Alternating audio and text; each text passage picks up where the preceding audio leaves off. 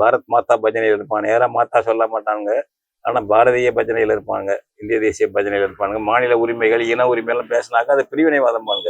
கொடுத்ததை பறிக்காது என்கிறான், கொடுக்க வேண்டியதை கேட்கவில்லை அவன் என்று கொள்ளைக்காரன் துணிச்சல் அடைவான். வழிப்பறியிலே அவன் பேரு இந்தியிலேயே வைக்கல. அந்த படிப்புக்கு ஹிந்தி பாடம் இல்லை, இன்னும் தள்ளல. வாங்கிட்டே நீ ஸ்டாலின் தளபதி, வெக்கம் இல்லை தளபதிலாம் சொல்றதுக்கு. என்ன தளபதி? எந்த போர்ல போய் தளபதி வென்ற? கோஷ்டி தகராறுல கோபாலபுரத்தில் ஜெயிச்சிருப்ப. இந்த அபாய சங்கை ஊதி இருக்கிறார். பாஜக தமிழ்நாட்டை 3ஆக பிரித்து விடும், 3 யூனியன் பிரதேசங்களாக மாற்றிவிடும். பாஜகவினருக்கு 2 பெரிய எதிரிகள் இந்தியாவிலே. ஒரு பிரிவு முஸ்லிம், இன்னொரு பிரிவு தமிழர்கள்.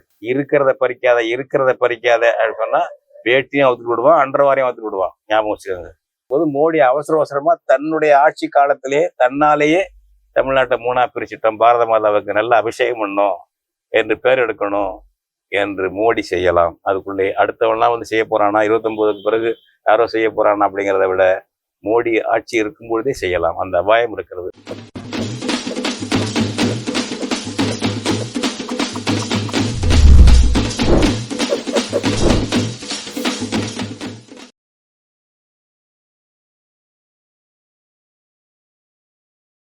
அன்பார்ந்த தமிழ் பெருமக்களே, வணக்கம். இன்று காலையில் நாளேடுகளில் ஒரு செய்தியை பார்த்தேன்.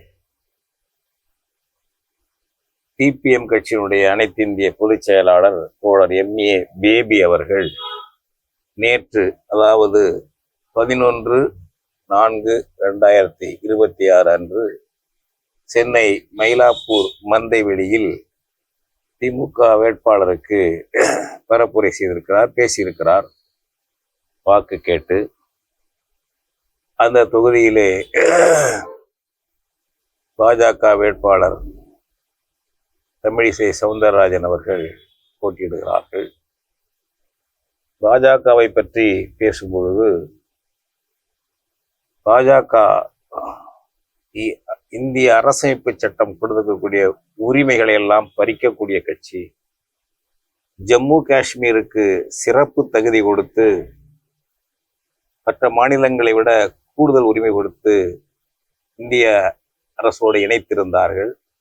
இந்திய அரசமைப்பு சட்டமே அதில் ஒரு உறுப்பு அந்த சிறப்பு தகுதி பற்றி பேசியது. காரணம், அது தனி நாடாக இருந்தது.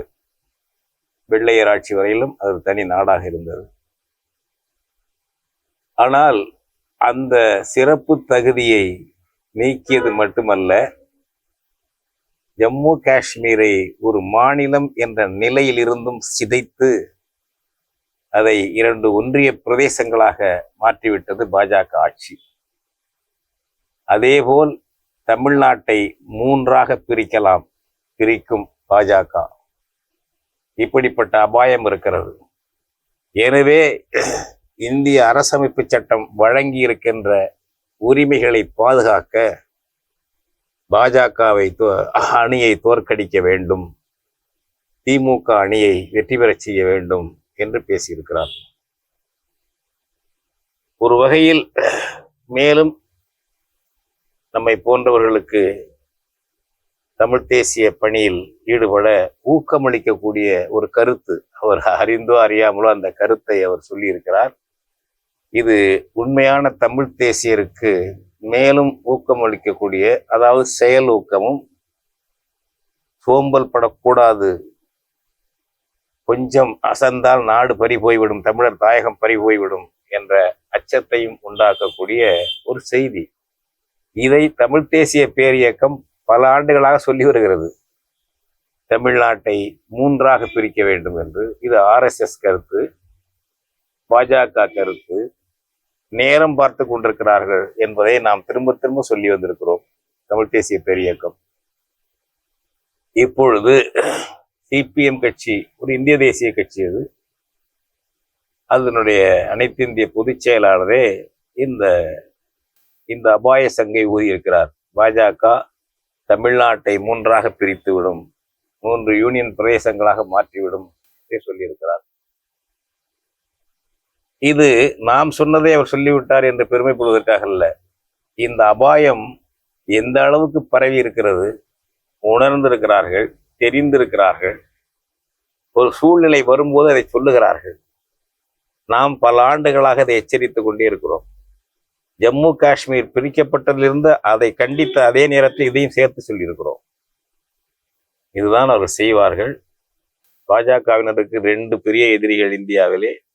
ஒரு பிரிவு முஸ்லிம், இன்னொரு பிரிவு தமிழர்கள்.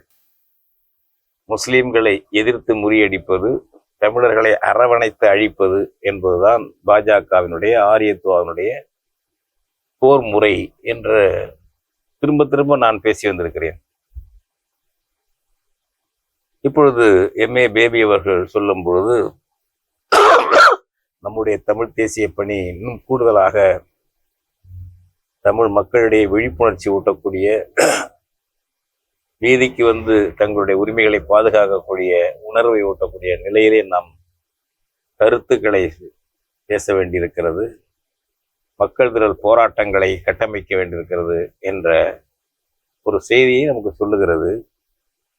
அடுத்து இதை ஒரு திறனாய்வாகவும் பார்க்க வேண்டும், எல்லாரும் பார்க்க வேண்டும்.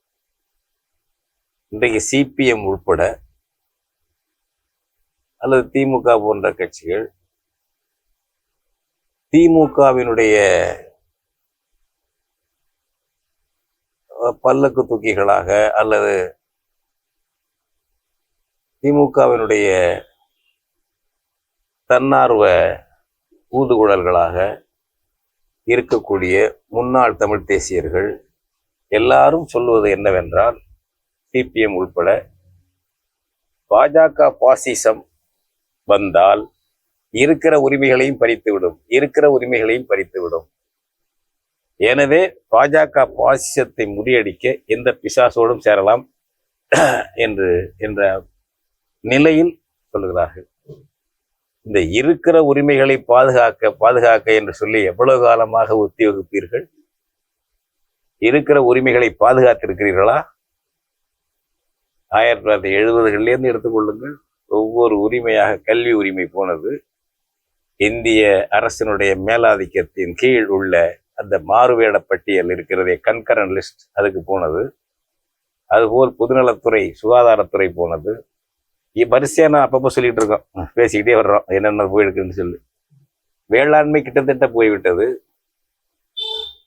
நிலத்தடியில் கிடைக்கக்கூடிய ஒரு தொல்பொருள் சின்னம் அல்லது ஒரு கனிமம் தமிழ்நாட்டு நிலத்தடியில் கிடைக்கக்கூடியதை 6 அடிக்கு கீழே தோண்டி எடுக்கக்கூடிய அதிகாரம் மாநில அரசுக்கு கிடையாது. மாநில அரசினுடைய ஒப்புதல் இல்லாமலே எந்த கனிம வளத்தையும் இந்திய அரசு எடுத்து செல்லலாம். யாருக்கும் கொள்ளையடிக்க கதவு திறந்து விடலாம். இதெல்லாம் இந்தியாவிடம் இருக்கிறது, தமிழ்நாட்டில் இல்லை. பறிபோய் கொண்டிருக்கின்ற பல உரிமைகளில் இதையெல்லாம் மீட்பதற்கு என்ன செய்து விட்டோம்? எல்லாரும் யோசிக்கணும். அப்ப கடைசி வரல இருப்பதை பாதுகாப்போம் என்றால் அவன் ஒன்னொன்னா புடிங்கிட்டு இருக்கான். இருப்பதை எங்க பாதுகாக்கிறது? மக்களை ஏமாற்றுவதற்கு சொல்லுகிற வார்த்தையா? புரியாமல் சில பேர் சொல்லலாம்.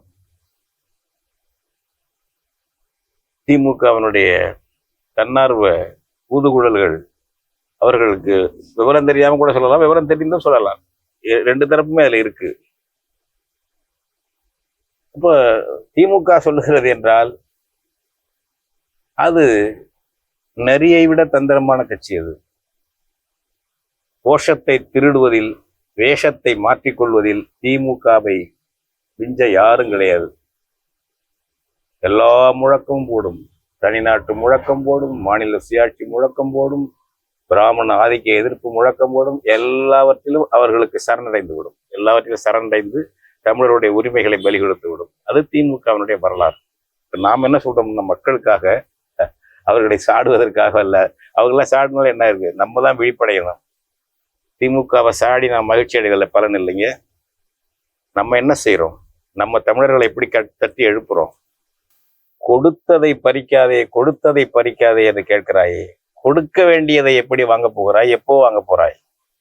கொடுக்க வேண்டியதை கொடு என்று பகைவனை அல்லது ஆதிக்கம் செய்பவனை நிர்பந்தித்து ஒன்றொன்றாக கொடுக்க வைத்தால்தான் ஏற்கனவே அவன் கொடுத்ததை பறிக்காமல் இருப்பான். தயவு செய்து இதையாவது யோசிங்க நம்ம பிள்ளைகள். ஆண்களும் பெண்களும் தமிழனும் தமிழச்சி இதையாவது யோசிங்க. உரிமைகளை பறித்து கொண்டிருக்கிறான். ஒரு எடுத்துக்காட்டு சொல்கிறேன். வழிப்பறி கொள்ளையனிடம் எல்லாத்தையும் பைய பர்செல்லாம் எடுத்துட்டான். அண்டர்வாரையும் காட்டு, அண்டர்வாரில் ஒரு பை இருக்கா, அண்டர்வாருக்குள்ள ஒரு பை இருக்குல்ல, பல பேர் வச்சிருப்பாங்க அண்டர்வார்லையும், அதுக்குள்ள பணம் வச்சிருப்பாங்க, இல்லை நகை வச்சிருப்பாங்க. அதையும் பறிக்கிறதுக்கு வேட்டி அவருங்கிறான். சட்டையை காட்ட சொன்ன காட்டிட்டேன், சட்டை பையில இருந்ததை எடுத்துட்டேன், அதெல்லாம் எடுத்துட்டேன், எல்லாம் எடுத்துட்டேன். வேட்டியாவுக்கு சொல்லாதையா, வேட்டியாவுக்கு சொல்லாதையா என்று கேட்டால் திருடன் விடுவானா? கொள்ளையன் விடுவானா? நீ கெஞ்சும் போதே புரிந்து கொள்ளுவான். வேட்டியாவுக்காதையா, வேட்டியாவுக்கு சொல்லாதையா என்று நீ கெஞ்சும் போதே அவன் புரிந்து கொள்ளுவான். இவன் அவ்வளவுதான் சரக்கு என்று நினைத்து கொண்டு வேட்டியை அவனே உருவான். அண்டர்வார் பைக்குள்ள விட்டு ஏதாச்சும் இருந்தா எடுத்துக்குவான். இல்லைன்னா அன்றவாரையும் கலட்டிக்கிட்டு நாயே ஒன்றும் இல்லாமல் என்னை ஏமாத்திச்சாடாம அவன் சொல்லுவாங்க, திருட்டு போய என்னை ஏமாத்திட்டியா, அன்றவாரில் ஒன்றும் இல்லைன்னு சொல்ல வேண்டியதாடா, ஒன்றும் இல்லைன்னு வச்சுங்க, என்னையாடா அப்படி ஏமாத்தின என்று அதுக்கு 4 அறை விட்டு அனுப்புவான். கொடுத்ததை பறிக்காதே, கொடுத்ததை பறிக்காதே என்றால் அவன் இவ்வளவுதான் யோக்கியத தான் கெஞ்சுவான். அவன் கொடுக்க வேண்டியதை கேட்க மாட்டான். அந்த துணிச்சல் இல்லை, அந்த ஆற்றல் இல்லை. அவனுக்கு ஆளில்லையோ தெரியவில்லை, அறிவில்லையோ தெரியல, அச்சம் இருக்கலாம். எனவே கொடுத்ததை பறிக்காதே என்கிறான், கொடுக்க வேண்டியதை கேட்கவில்லை அவன் என்று கொள்ளைக்காரன் துணிச்சல் அடைவான் வழிப்பறியிலே. அப்படித்தான் இந்திய ஏகாதிபத்தியவாதிகள் துணிச்சலாக திமுக, அதிமுக போன்ற கட்சிகள் மாநில சுயாட்சி, புடலங்காய் சுயாட்சி என்று சொல்லி கொடுத்துருக்காங்கல்ல, அதை பார்த்து எள்ளி நகையாடுவாங்க. திராவிட நாடு கேட்டவங்கள அவங்க தலைவர்லாம், வெளிநாடு கேட்டவங்கள, அது அவங்க ஈவரா இருக்காரு. தமிழ்நாடு தனியா கேட்ட ஆளு 50களில் எப்படி இந்த தமிழச்சியை எவ்வளவு கேவலமா அவர் நினைச்சிருக்காரு பாருங்க. இந்திய அரசமைப்பு சட்டத்தை கொளுத்துவாரு, தமிழ் தனிநாடு கேட்பாரு. 50களில் இந்திய அவருடைய தேசப்படம்ங்கிற வரைபடம் இருக்குல்ல, மேப், அதை கொளுத்துவாரு, கொளுத்த போவாரு. தடை வந்தோன்னா விட்டாருன்னு வச்சுங்க, கொளுத்த போவாரு, அறிவிப்பார் கொளுத்துவேன்னுட்டு. தமிழ்நாடு எனக்கு உரிமை வேணும்னு கேட்பாரு. ஆனால் கைதும் பண்ணானுங்க. அரசியல் சட்டத்தை கொளுத்தும் போது கைதும் பண்ணானுங்க. காங்கிரஸ் ஆட்சியில, அவருடைய பச்சை தமிழர் ஆட்சியில கைது பண்ணி உள்ள வச்சுட்டானுங்க. 2 வருஷம் 1 வருஷம் அப்படி இருந்தவங்களாம் இருக்காங்க. தீக்காவில் எல்லாம் ஜெயிலே இருக்காங்க. ஆனா ஈவே ராமசாமி அதே காமராஜுக்கு ஓட்டு கேட்டுக்கிட்டு இருக்காரு, அதே காங்கிரஸ் ஓட்டு கேட்டுட்டு இருக்காரு. ஞாபகம் வச்சுக்கோங்க தம்பி, எல்லா பிள்ளைகளா. 50களில் திராவிட தோழர்களை கேளுங்க. உங்க ஈவே ராமசாமி இருந்தார், அவள் பாஷையிலே பேசுங்களேன். பெரியார் இருந்தார் இல்ல, அவர் தனி நாடு கேட்டார் தமிழ்நாட்டுக்கு. தமிழ்நாடு தனி நாடு கேட்டார். தமிழ்நாடு தமிழருக்கே என்று நம்முடைய தமிழ் அறிஞர்கள் 1930களின் தொடக்கத்தில் எழுப்பிய முழக்கத்தை அவர் எடுத்துக்கொண்டு கொஞ்ச நாள் வச்சிருந்தாரு. அப்புறம் விட்டுட்டாரு. அப்புறம் திராவிட நாடு திராவிடருக்கேன்னு போட்டாரு. அப்போ மீண்டும் தமிழ்நாடு அமைஞ்ச பிறகு திராவிட நாடு சொல்லி ஏமாற்ற முடியாதுன்ட்டு தமிழ்நாட்டை சொல்லி ஏமாத்தம்னு வந்தார் ஈவேரா. வேற ஒன்றும் இல்லை. அப்ப தனிநாடு தமிழ்நாடு கேட்டாருங்க. அதுதான் அரசமைப்பு சட்டத்தை கொளுத்துறாரு, மேப்பை கொளுத்த போறாரு. காங்கிரஸ் எப்படி ஓட்டு கேட்கறா நீ? அந்த காங்கிரஸ் தானே டெல்லி ஆண்டுகிட்டு இருக்கு, மாநில உரிமைகளை பறிச்சு வச்சிருக்கு. அரசமைப்பு சட்டத்தை திருத்த முடியாதுன்னு அந்த காங்கிரஸ் தானே சொல்லுது. அதனுடைய தமிழ்நாட்டு தளபதி தானே காமராஜர். காங்கிரஸ் எப்படி ஓட்டு கேட்கலாம்? இப்ப பகைவனிடம் நான் உன் நண்பன் தான், பயப்படாதீர்கள், தமிழ்நாட்டு கும்பலை ஏமாற்றுவதற்காக இதெல்லாம் கேட்கிறேன் என்று அந்தரங்கமாக நீ தெரிவிப்பது தானே அர்த்தம். அது அதே பாணிங்க இப்ப திமுக பாணி. அதிமுகலையும் மாநில கோரிக்கைலாம், மாநில சுயாட்சி அதெல்லாம் போட்டு கோரிக்கை போட்டு வச்சிருக்கு. என்ன கேட்குறீங்க? அதனால நம்ம புரிந்து கொள்ள வேண்டியது, ஏற்கனவே அரசமைப்பு சட்டத்துல இருந்தது போதாது. ஒரு குறைந்தபட்சம் ஒரு கூட்டாட்சி இருக்கிறது அமெரிக்காவில், சுவிட்சர்லாந்துல, கனடாவில், ஜெர்மனியில் அப்படின்னா அந்த கூட்டாட்சி உரிமை மாநிலங்களுக்கு என்ன கொடுத்துருக்கோ அதுல 50 விழுக்காடு கூட கிடையாதுங்க. இந்தியாவில் தமிழ்நாட்டுக்கு, தமிழ்நாடு போன்ற மாநிலங்களுக்கு, இந்தி மாநிலங்களுக்குள்ள ரெண்டும் ஒண்ணுதான். அவங்களுக்கு இந்தி மாநில அரசும் ஒண்ணுதான், இந்திய அரசும் அவங்க அரசு தான். அதுல ஒண்ணு அவங்க பிரச்சனை. இப்ப நம்ம ஒரு கட்சி ஆளுங்கட்சியா இருக்கு, அதுக்கு ஒரு மாநகராட்சியிலேயே அதே ஆளுங்கட்சி இருக்கலாம்ல, அது மாதிரி. அது ஊபி பீகார்ல எல்லாம் அவங்க இந்திக்காரவங்க ஆட்சி, டெல்லியில இருக்கிறது இந்திக்காரவங்க ஆட்சி. அதனால அது மாநிலம் இல்லை. அந்த இந்தி அல்லாத மாநிலங்கள், குஜராத் அல்லாத மாநிலங்கள் தான் உரிமை பறிக்கப்பட்ட மாநிலங்கள். அந்த அது போல இப்ப நம்ம இதை புரிந்து கொள்ள வேண்டும். இப்ப இன்னைக்கு ஆதரிக்கிறது வந்து திமுகவை, பாஜக பாசிசம் வந்து விடும், பாஜக பாசிசம் வந்துடும், இருக்கிறத பறிபடும். நீ இருக்க வேண்டியதை கேட்க தயாரா இல்லையா? அவன் கொடுக்க வேண்டிய உரிமைகளை கேட்க தயாரா இல்லையா? கொடுத்ததை பிடிக்காதன்னு சொல்லாத. கொடுக்க வேண்டியதை தருகிறாயா, நான் எடுத்துக்கொள்ளவா அப்படிலாம் கேட்கணும். கொடுக்க வேண்டியதை நீ தருகிறாயா, இல்ல மக்கள் எழுச்சியை உண்டாக்கி நாங்கள் எடுத்துக்கொள்ளவா அப்படிலாம் கேட்கணும். நீ உடனே நாளைக்கே அது நடந்துடாது. நம்ம மக்கள் ஆதரவு தெரிவிக்கணும், மற்ற மாநிலங்களையும் இது மாதிரி பாதிக்கப்பட்ட மாநில மக்களும் ஆதரவு தெரிவிக்கணும், அதெல்லாம் வரும். நீங்க அதுக்கு சரியா இருக்கணும்ல. அந்த முறக்கத்தை கோரிக்கையும்ல திசை திருப்பி விட்டு இந்திய ஏகாதிபத்தியவாதத்துக்கு நம்மை மாநில உரிமை என்று சொல்லி அடிமைப்படுத்துற கூட்டம் இது திமுக, அதிமுக. வேற எதுவும் கிடையாது. அடிமைப்படுத்துற கூட்டம் அது. அதனால நாங்க அதை பாதுகாக்கிறோம். பாஜக பாசிசத்திலிருந்து பாதுகாக்கிறோம். எப்படா பாதுகாப்ப? புதுசா ஒரு உரிமையை வாங்க முடியாதவன் உனக்கு தர வேண்டிய கல்வி நிதியை தல்ல இந்தியா. ஏன் இந்திய நீ பாடமா வைக்கலன்னு தல்ல, மாநில தமிழ்நாட்டுக்கு தல்ல. இந்தியை தொடக்கப்பள்ளியிலே இந்திய பாடமா நீ வைக்கல, மும்மொழி கொள்கையை வைக்கல, இந்திய வைக்கவில்லை என்று சொல்லி அவன் பணம் தல்ல. அதை வாங்கிட்டியா? நீ கொடுக்காவிட்டாலும் நான் இந்திய வைக்க மாட்டேன்னு என்ன சவுடாலுங்கிற? யாரு பணம் அது? உத்தரப்பிரதேச பணமா? தமிழ்நாட்டில் வசூலிச்ச பணம், தமிழச்சி பணம், தமிழ்நாட்டில் வசூலிச்ச பணம். அந்த பணத்தை அதுல கொஞ்சம் தர்ற நீ. 100 ரூபா வசூல் பண்ணா 27 ரூபா தர்றேங்கிற அது கணக்கு வந்திருக்கு. 100 ரூபாய் வசூலித்தால் 27 ரூபாய் திருப்பி தருகிறாய், பாக்கிலாம் நீ எடுத்துக்கிற, இந்தியாக்காரன் எடுத்துக்கிற. அதுல நமக்கு பணம் தரணும். அவன் பேரு ஹிந்திலேயே வைக்கல, அந்த படிப்புக்கு ஹிந்தி பாடம் இல்லை, இன்னும் அவன் தள்ளல. வாங்கிட்டியா நீ? ஸ்டாலின் தளபதி, வெக்கம் இல்லை தளபதிலாம் சொல்றதுக்கு. என்ன தளபதி? எந்த போர்ல போய் தளபதி வென்ற? கோஷ்டி தகராறுல கோபாலபுரத்துல ஜெயிச்சிருப்ப. வேற என்ன? எதுல போய் பண்ண? தளபதி. இங்க பார்த்து புரட்சி தலைவி ஐய பட்டங்களுக்கா? தமிழ்நாடை தவிர இந்த அலங்கோலம், இந்த அசிங்கம் இந்தியாவில் வேற எந்த மாநிலத்திலும் கிடையாது. இந்த அசிங்கத்தை பார்த்து தான் நடிச்சுட்டு இருந்தவங்கலாம் கட்சி தொடங்குறாங்க இந்த நாட்டுல, தமிழ்நாட்டுல. நடிகர் நடிப்பிலே, வியாபாரத்திலே அல்லது நடிப்பிலே பெரிய ஆளா வந்த ஆட்கள்லாம் நமக்கு நடிக்க தெரியும் பொழுது நம்மை விட குறைவாக நடிப்பவன் எல்லாம் முதல்வராக இருக்கிறதான்னு பாக்குறான். ஏன்னா அவனும் நடிகர் தான், அரசியல் நடிகர்கள் தான் அவங்கெல்லாம். தெரியுது, எல்லாருக்கும் தெரியுது. நம்ம நடிகர் தான் அசல் நடிகர் போனோம்னா நம்ம ஈஸியா வாங்கிடலாம் முதலமைச்சர் பதவி என்று இறங்கினா தமிழ்நாட்டில். வேற எந்த மாநிலத்திலும் இப்படி கொடுமை இல்லை. நம்ம தான் திருந்தணும். அது என்ன நிலைமை ஆகுமோ, இதை திமுகவை அல்லது அதிமுகவை சாடுவதற்காக மட்டுமல்ல, 3 யூனியன் பிரதேசங்களாக பிரிப்பார்கள் என்று நாம் சொல்லிக்கிட்டு இருக்கோம். அதை இன்னைக்கு ஒரு அனைத்து இந்திய கட்சியினுடைய பொதுச் செயலாளர், சிபிஎம் பொதுச் செயலாளர் MA பேபி சொல்லுகிறார். சிபிஎம் அதை சொல்லுமான்னு சந்தேகம் இங்க உள்ள சிபிஎம். ஏன்னா பாரத மாதா பஜனையில பாஜகவை மிஞ்சணுங்கிற போட்டி சிபிஎம் சிபிஐக்கு. இங்க மாமேத லெனின் சொன்னாரு. அந்த மனுஷன் ரஷ்ய இனத்தில் பிறந்த மனுஷன். லெனின் ரஷ்ய இனத்துல பிறந்தவர். ரஷ்யாக்காரங்க மேலாதிக்க குணம் உள்ளவனுங்க. இத லெனினே சொல்றாரு. மக்கள் தொகையில அவன் சிங்கிள் லார்ஜஸ்ட். அவன் பெரும்பான்மையா 44% இருக்கான் மொத்த சோவியத் யூனியன்ல. புரட்சிக்கு முன்னாடியே பேசுறாங்க இதெல்லாம். அவன் ஜார் பிடிச்சி வச்சிருக்கான், மற்ற இனங்கள்லாம் ஜார் மண்ணை வேட்டையாடி வச்சிருக்கான். ரஷ்யாவுடைய ஆதிக்கத்துக்கு கீழே அந்த அரசுக்குள்ள வச்சிருக்காங்க.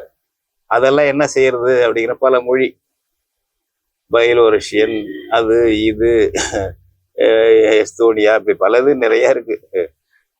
அந்த மாதிரி இப்ப இந்த உக்ரைன் இருக்கு பாருங்க, போராடிட்டு பாருங்க, அந்த மாதிரி பல இதெல்லாம் ஏற்கனவே இருக்கு. போலந்து இருந்தது. அது ஒரு முன்னாடியே போலந்து போயிடுச்சு. பின்லாந்து இருந்தது ஜார் ரஷ்யாவில். அப்போ கம்யூனிஸ்ட் கட்சிக்குள்ளே வாதம் வருது.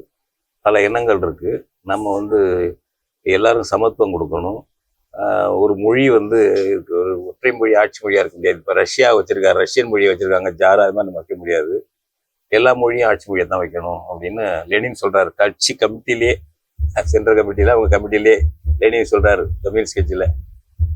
மற்றவன் சொல்றாங்க ரஷ்யாக்காரங்க அங்க இருக்கவங்க, நம்ம பெரும்பான்மை பேசணும், சின்ன சின்ன அது 5% 10%க்கெல்லாம் அவங்க பேசுறாங்க, அவங்களுக்கு என்ன இப்போ சமத்துவம்னு என்ன கொடுக்க முடியும்? நம்ம பெரும்பான்மை இல்லையா? ஜனநாயகம்னா நம்ம தானே பெரும்பான்மை. 44% வேற யார் இருக்கா இந்த மக்கள் தொகையில? அப்ப லெனின் சொல்றாரு, வாதம் பண்ணிட்டு கடைசியா கிண்டலா சொல்றாரு, தோழர்களே நீங்க தான் ஒரு புதிய கணக்கு சொல்லிருக்கீங்க தோழர். 44% பெரும்பான்மை, 56% சிறுபான்மை என்பது புது கணக்கு. என்னன்னு கேட்டாங்க. ரஷ்யன் தெரியாதவன் 56% இருக்கான், ரஷ்யன் தெரிஞ்சவன் நீ 44% தான். அப்படி பார்த்தாலும் நீ சிறுபான்மை தான். இந்த 56 மதிக்கிறதா இல்லையான்னு கேட்டாரு. அடுத்த பாயிண்ட்டுக்கு போயிட்டாங்க. அங்க உள்ள இப்ப இங்க இந்திய கம்யூனிஸ்ட் சிபிஎம் மாதிரி அங்க உள்ள கம்யூனிஸ்ட் அன்னைக்கு சோசியல் டெமோக்ராட்டிக் பார்ட்டிலேயே போல்ஷிவிக் சோசியல் டெமோக்ராட்டிக் பார்ட்டி அதுக்கு பேர். அப்ப அவங்க அடுத்த கணக்கு போயிட்டாங்க. இங்க உள்ள நம்ம கம்யூனிஸ்ட் மாதிரியே நம்ம கம்யூனிஸ்டோட ஒப்பிட முடியாதுன்னா அவங்க வந்து ரஷ்ய இனத்தை சேர்ந்தவங்க. அந்த வாதம் பண்ணவங்களாம் இவனெல்லாம் தமிழ் இனத்தை சேர்ந்தவன், இந்திக்காக வாதாடுறவன். இன்னும் விசுவாச ஊழியர் இல்லையா அவங்கெல்லாம் பாரத் மாதாவுக்கு. அவங்க சொன்ன அடுத்தவள் போயிட்டு அடுத்த பாயிண்ட்டுக்கு, ரஷ்ய மொழி எவ்வளவு வளமான மொழி, எவ்வளவு இலக்கியங்கள் இருக்கிறது. அந்த மொழியை அவங்க படிச்சாங்கன்னா வளர்ச்சி அடையாத அவங்க மொழியை இது வளர்க்குமா இல்லையா? அதுக்காவது நீங்க மிஸ்டர் லெனின், தோழர் லெனின் நீங்க வைக்கலாம் இல்ல, ஏன் அதை மறுக்கிறீங்கன்னு கேட்குறான் அந்த கட்சிக்காரங்களே, ரஷ்ய இனத்தை சேர்ந்த கம்யூனிஸ்டுகள். லெனின் சொன்னாரு, தோழர்களே நீங்க சொல்வது போல ரஷ்ய மொழி வளர்ந்த மொழிதான். நான் டால்ஸ்டாயை படித்திருக்கிறேன், துர்க்மெனோவை படித்திருக்கிறேன், பழைய இலக்கியங்களையும் படித்திருக்கிறேன். ரஷ்ய மொழி ஒரு வளமான மொழி, நவீனத்துக்கு ஏற்ப வளர்ந்திருக்கிற மொழி. மற்ற மொழிகளை இந்த அளவுக்கு வளர்ச்சி அடையாத மொழிகளை இது வளர்க்கும் என்பதிலும் எனக்கு நம்பிக்கை இருக்கிறது. ஆனால் இந்த ரஷ்ய மொழியில் ஒரு பழமொழி இருக்கிறது, அதை ஞாபகப்படுத்துங்களேன். என்ன பழமொழின்னு கேட்குறாங்க. சொர்க்கத்திற்கு யாரையும் தடியால் அடித்து விரட்டாதீர்கள். சொன்னது, சொர்க்கத்திற்கு யாரையும் தடியால் அடித்து விரட்டாதீர்கள், சொர்க்கத்தின் பாதையை வேண்டுமானால் காட்டுங்கள்னு இருக்கு. அது மாதிரி நீங்க சொல்லுங்க, ரஷ்ய மொழியை நீங்க படிச்சீங்கன்னா விரும்பி படிக்கிட்டவங்க படிச்சா அதுல வந்து உங்க மொழியை வளப்படுத்தலாம் அப்படின்னு சொல்லுங்க. அவங்க ஏத்துக்கிறாங்க, ஏத்துக்காம போறாது அவங்க விருப்பம். நீங்க ரஷ்ய மொழியை கத்துக்கதான்னு வேணும்னு சொன்னா அதுவே அவர்களுக்கு நரகமாகிவிடும். கூடாதுன்னு லெனின். இப்ப ரஷ்ய மொழி ஹிந்தி மொழி திணிக்கிறாங்கல்ல, இவனுக்கெல்லாம் இந்திய கம்யூனிஸ்டுகளுக்கு தெரியாது, அதை சிபிஎம் தெரியாது, அது லெனினை படிக்காதவங்களா? அவர்களை விடவா நான் கூட படிச்சுட்டேன்? அதெல்லாம் இல்லை. இல்லை நான் சொல்றது தப்புன்னு சொல்லு, வாதம் பண்ணுவா. லெனின் அப்படி சொல்லவில்லைன்னு சொல்லு, வா பேசிக்குவோம். ஒரு தடையா நீ சொன்னதுண்டா? அவர் அந்த நாட்டுக்கு பேரை மாத்தினாருங்க. ரஷ்யான்னு வச்சிருந்தான் ஆக்கிரமிப்பு ஏகாதிபத்தியவாதி ஜார் மன்னன். ரஷ்யாங்கிறது அந்த மாநிலத்துக்கு மட்டும்தான், மாநிலம்னு நான் சொல்றேன், அந்த அரசுக்கு மட்டும்தான் இருக்கணும். மற்ற இனங்களுக்கெல்லாம் அவங்கவுங்க இன பேர் தான் இருக்கணும்னு சொல்லிட்டாரு லெனின். அது கொஞ்சம் லேட் ஆகி அப்புறம் தான் வச்சாருங்க அதை. அப்போ அதனால பைலோரஷியன்னு சொன்ன பாருங்க, அதுவா இருக்கட்டும், அல்லது எஸ்தோனியாவா இருக்கட்டும், அஜர்பைஜானா இருக்கட்டும், நிறைய இருக்கு. 14 ரஷ்யன் இல்லாத 14 இனங்கள் இருக்கு. அந்த இனங்கள்லாம் சேர்ந்துதான் இது. அதனால நாட்டுக்கு ஒரு இனத்தின் அடையாளம் வராதபடி பொது பேர் வைப்போம்னாருங்க அந்த நாட்டுக்கு லெனின். ரஷ்ய இனத்தில் பிறந்தவர். அந்த வந்து என்ன பேர் வச்சா தெரியுங்களா? சோவியத் சோசியலிச குடியரசுகளின் ஒன்றியம். எந்த இனமும் வராது, எவனுடைய அடையாளமும் வராது. சோவியத் சோசியலிச குடியரசு ஒண்ணுன்னு ஒரு குடியரசுன்னாரு, மாநிலம் சொல்லக்கூடாதுன்றாரு. இந்த ஊர் கம்யூனிஸ்ட் சொல்லுவார்களா? எம்ஏ பேபி சொல்லுவார தோழர், எம்ஏ பேபி. நான் மாணவ சங்கத்துல 1974 என்று நினைக்கிறேன், 74 73 74 இருக்கும், மாநில செயலாளர் இருந்த எஸ்எஃப்ஐல. அந்த சமயத்துல ஒரு ஜூனியரா இருந்து வந்தவர் மேல, அதுக்கு பிறகு ஒரு அனைத்திந்திய தலைவராகவே ஆனாரு. எம்ஏ பேபி எஸ்எஃப்ஐனுடைய அனைத்திந்திய தலைவராகவே ஆனாரு. இன்னைக்கு வந்து அனைத்திந்திய கட்சி பொதுச் செயலாளராக இருக்காரு. சொல்றேன் தோழர், எம்ஏ பேபி லெனின் சொன்னத சோவியத் யூனியனை பின்பற்றி இந்தியாவுக்கு சொல்லுவாரா? ஏற்கனவே அவங்களுக்கெல்லாம் கம்யூனிசத்துல பிராமணியம் வந்து தலைமை தாங்கி பாரத் மாதா பஜனை கோஷ்டிகளா அதெல்லாம் மாத்திருச்சு. இங்கே கம்யூனிஸ்ட் பார்ட்டியும் வாங்க, டெல்லியில போய் பார்த்தா போர்டுல பாரதிய கம்யூனிஸ்ட் பார்ட்டின்னு எழுதியிருக்கும். பாஜக பாணியிலே எழுதியிருக்கும் பாரதிய கம்யூனிஸ்ட் பார்ட்டி. அது மாதிரி கோஷ்டி அது. அப்போ லெனின் சொன்னாரு இந்த மாதிரின்ட்டு நாட்டுக்கு இந்த மாதிரி பேர் வச்சாருன்னு. அவன் பாரதியம் சொல்றான் புராண பேரை வச்சு, பிராமணிக்கல் புராணிக பெயர் அது. பரதன் கதை, பரதகண்டம் எல்லாம் ஆரியத்துவ கதை. அதை வைக்கிறான் நாட்டுக்கு. கான்ஸ்டியூஷன்ல சேர்த்துட்டானுங்க, இந்தியா என்கிற பாரதம். இந்தியா அதாவது பாரதம், இந்தியா தட் இஸ் பாரத் அப்படின்னு ஆரம்பிக்கிறான் ஆர்டிகல் 1. அதை என்னைக்காவது லெனின் பாணியில நீ மாத்திருக்கியா? லெனின் அப்படி பண்ணாரு. அடுத்தாப்புல வந்த ஆளு அவரு ஸ்டாலின். அவரு ரஷ்ய இனவெறி எவ்வளவு இருக்குதா இந்த ஆள், மோடி மாதிரி. அவர் எப்படின்னா, ஸ்டாலினுக்கு ரஷ்ய மொழி தாய்மொழி இல்லை, ரஷ்ய இனமும் இல்லை, ஜார்ஜியன். ஸ்டாலின் இனம் ஜார்ஜியா. இந்த இப்ப போராடுறாங்கல்ல உக்ரைன், ஜார்ஜியா. கம்யூனிஸ்ட்ல லெனினுக்கு அடுத்த லீடரா வந்துட்டாரு. அவருக்கு சர்வாதிகாரத்தின் மேல ரொம்ப ஆசை, இதேச்சாதிகாரம், தன்னுடைய கட்டளைகள் நிறைவேற்றணும். சொத்தாசையெல்லாம் கிடையாது, லஞ்சம் வாங்குற ஆள் கிடையாது, அது சர்வாதிகாரத்திலே ஆசை. இப்ப ஹிட்லர் சர்வாதிகாரம் பண்ணான், சொத்தாசியா தான். ஒரு சல்லி காசு லஞ்சம் வாங்காதவன் ஹிட்லர். இவங்க மாதிரி இல்லை, நம்ம ஊழல் மாதிரி இல்லை. ஒரு சல்லி காசு லஞ்சம் வாங்காதவன், ஊழல் பண்ணாதவன், எளிமையான ஆளு ஹிட்லர். அவனுக்கு சர்வாதிகாரத்துல ஆசை, அந்த புகழ்ல ஆசை அவனுக்கு. ஒன்றுல ஒருத்தனுக்கு காமம். ஹரிதா இது மாதிரி இருப்பானுங்க, ஹிட்லர் ஸ்டாலின் மாதிரி இருப்பானுங்க. இவரு கூட அப்படி இருக்கலாம் ஓரளவுக்கு. யாருக்கு? மோடி கூட அப்படி இருக்கலாம். எனக்குன்னு குடும்பம் இல்லை, ஒன்றும் இல்லை அப்படிங்கிறாருல, இருக்கலாம், அப்படி கூட இருக்கலாம். ஹிட்லர் மாதிரி, அது ஒரு ஸ்டாலின் மாதிரி. ஏன்னா ஸ்டாலின் ஏன் சொல்றதுன்னா, ஸ்டாலின் ஒரு இனம் ஜார்ஜியாக்காரன். அந்த ஜார்ஜிய மொழி ஒடுக்கிறத ஆதரிக்கிறவர் இந்த ஆளு, இந்த ஸ்டாலின். இவர் ஆனா இவங்களுக்கு வித்தியாசம். இவர் குஜராத்தியா இருந்தாலும் ஆளும் இனம் அந்த இனத்தோட சேர்ந்தவர் அவர். அதனால அவங்கள விட தாண்டி தப்பி, உத்தரப்பிரதேச பிராமினை விட தாண்டி தப்பி பேசுவார். அதனால உத்தரப்பிரதேசத்தில் போய் காசி தொகுதியில் என்ன எதுக்கு நிற்கிறாரு பார்லிமெண்ட்ல சும்மா எலெக்ஷனுக்கு?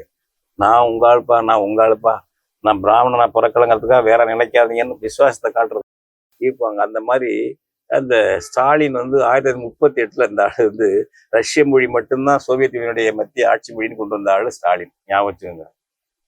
எல்லாம் ரஷ்ய மயமாக்கியது அந்த ஆளு பீரியட்ல தான், ஜோசப் ஸ்டாலின் பீரியட்ல தொடங்கிடுச்சு. அப்புறம் எல்லாம் அவங்க பண்ணானுங்க.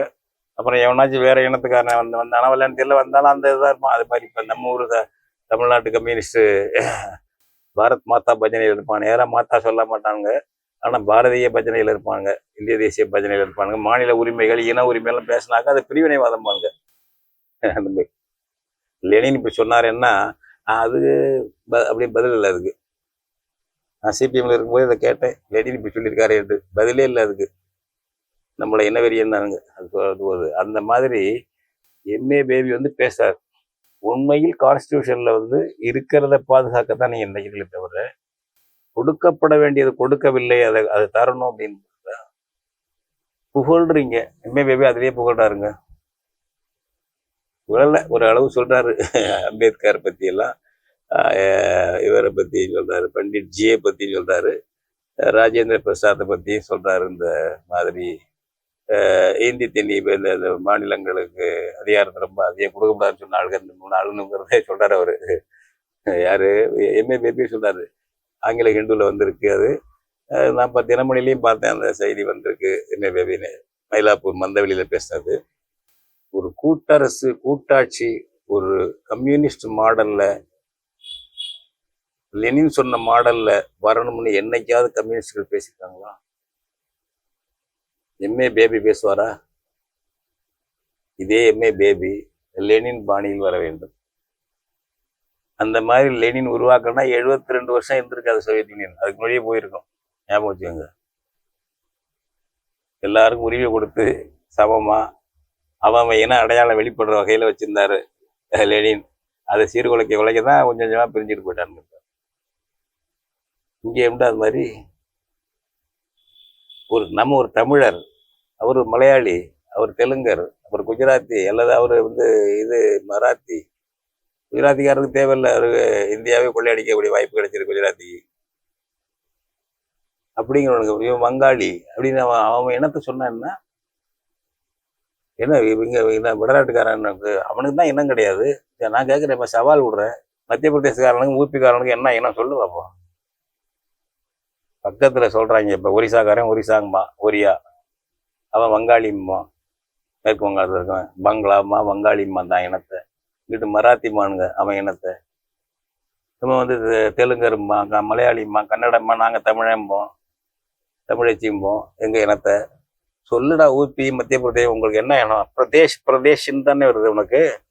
எங்களுக்கு நாடுன்னு வருது, எங்களுக்கு நாடுன்னு வருது, உனக்கு பிரதேஷ். யோக்கியதுல எங்க பிரதேசில தானே இருக்குங்க. வாழ இருந்த நெறி எல்லா நெறியும் வாழ இருக்க சொன்னான். அது மாதிரி நீ உனக்கு வேண்டியதில்லை, உனக்கு சிகரம் அங்க அந்த டெல்லி அதிகாரம் உங்க கையில இருக்கு. அதை கேட்டுக்கிட்டு இங்க இருக்க கம்யூனிஸ்ட் இருக்காங்க. லெனினிஸ்டா இங்க இல்லை. ஒரு ஃபெடரேஷனுக்கு, சோவியத் யூனியன் ஃபெடரேஷன் தான் ரொம்ப மாடல். அதுலயே இப்படி ரஷ்ய மேலாதிக்கம் வந்ததுனால அது போயிடுச்சு. சமத்துவமா இருந்தா போகாது. அது ரஷ்யாக்காரன் எல்லாம் ரஷ்ய மயமாகி, ரஷ்ய மயந்த ஸ்டாலின் காலத்திலேருந்து ஜார்ஜியரான ஸ்டாலின் காலத்திலேருந்து ரஷ்ய மயமாகி திமிர் வந்து ஆணவம் வந்து அது அழிஞ்சு போச்சு. அது லெனினே சொல்லுவாரு, கிரேட் ருஷ்யன்ஸ்ன்னு ஒரு தற்பெருமை பேசுவான் நம்ம ஆளு. அப்படி பாரு ஒரு லெனின் மகா ருஷ்யர்னு வாங்க, உங்களுக்கும் அது பிடிச்ச ஆட்டுதான்னு கேட்டாரு. சென்ட்ரல் கமிட்டி மெம்பர்களை கேட்டாரு லெனின்னு. மகா ருஷ்யர்னு பிடிச்சி பெருசா பேசிருப்பேன் நம்ம ஆளுவ, உங்களுக்கும் அந்த பித்து பிடிச்ச ஆட்டுதான்னு கேட்டாரு. இப்படி ஒரு ஆள் கேட்க முடியுமா? எனக்கு அதுதான் வியப்பா இருக்கும் லெனினை பத்தி. அவரை எனக்கு ரொம்ப வியப்பா இருக்கும். இப்படி ஒரு ஜனநாயகத்தோட இப்படி ஒரு நேர்மையா ஒரு ஆள் இல்லை. அந்த இனத்துல பிறந்த ஆளுங்க, ரஷ்ய இனத்துல பிறந்த ஆளு. நம்ம காந்தி எளிமையானவர், அதாவது அவர் கூட இந்தி வெறியர். ஞாபகம் வச்சுங்க, இந்தி பள்ளி கூட இந்தி சொல்லி தரணும். வாரதா பள்ளியில இந்தி கட்டாயம். வாரதா பள்ளியை பார்த்துதான் இங்க ராஜாஜி வந்து இந்திய திணிச்சது 37. ஆமா, அவர் ஒரு பதவி ஆசை இல்லாதவர், பணத்தாசை இல்லாதவர் காந்தி. நான் பல பேரை பாராட்டணும்னாங்க. ஆனால் இந்தி வெறியர். இந்தி ஆட்சி மொழியா இருக்கணும், இந்தி பரப்பணும். நம்ம சென்னையில வந்து தக்ஷின் பிரதேஷ் ஹிந்தி பிரச்சார சபையை தொடங்கி வச்சதே, அந்த கட்டிடத்தை தொடங்கி வச்சதே அவர் தான், காந்தி தான். 1919 என்ன போட்டிருக்கோம் அதிலே பார்த்தீங்கன்னா. ஏன் சொல்றாரு அப்படி சொல்லுங்கிறேன்? அவரை விட எவ்வளவு மேலானவர் லெனின் பாருங்க. எனக்கு அதுதான் விஷயம். காந்தியும் இந்த சொத்தாசை இல்லாதவர், கிட்டத்தட்ட புகழாசையும் இல்லாதவர் தான் காந்தி. ஆனால் ஒரு இந்தி வெறியரா இருந்தாரு. பாரத் மாதா பஜனை கோஷியா இருந்தாரு. ரஷ்ய மொழியை தாய்மொழியா கொண்ட லெனின் அந்த மொழியை நன்கு படிச்ச ஒரு இலக்கியத்தை கற்று தேர்ந்தாள் லெனின். உதாரணம்லாம் சொல்லிட்டே இருப்பாரு. எப்படி இருந்தாரு அந்த லெனினை ஆசான்களில் ஒருவராக ஏற்றிருக்கீங்க நீ எல்லாம். என்ன கம்யூனிஸ்டுங்க? லெனின் படத்தை அலுவலகத்தில் மாட்டினார்கள், நேருவின் படத்தை நெஞ்சுக்குள் மாட்டினார்கள் சிபிஎம் சிபிஐ கம்யூனிஸ்டுகள் என்று நான் சொல்வது வழக்கம்.